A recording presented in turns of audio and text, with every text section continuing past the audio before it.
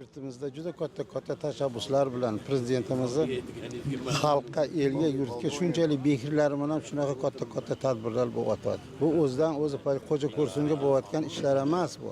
Xalqning kelajagini, yoshlarning kelajagini, mana yashil makonlar yaratish. Bugun juda dolzarb. Mana ekologiya aynib ketayotganini ko'ryapmiz. Sahrolar bosib ketayotganini ko'ryapmiz. Yurtimizda mana shu narsaga yo'l qo'yishimiz kerak emas.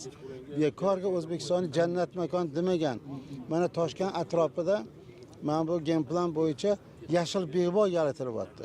4 ta sun'iy ko'l, shunaqa katta bog'lar, shunaqa katta odamlar sayr qiladigan sayrgoh joylar. Mana bu yerda ham shuni mana arafasida mana turibmiz. 5-6 yildan beri shu narsa davom etyapti.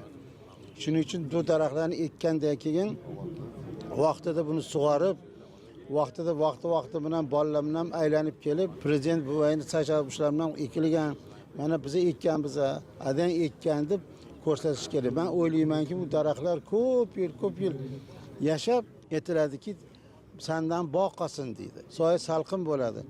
Albatta, bizning go'zal O'zbekistonimizni sharoiti, bizning O'zbekistonning ekologiyasi mo'tadil bo'lib, dunyoda eng taraqqiy etgan davlatlarning qatorida ham madaniyatdan, hamon gulzorlar, qarang gulzorlar qanaqa, shahardagi gulzorlarni ko'ryapsiz.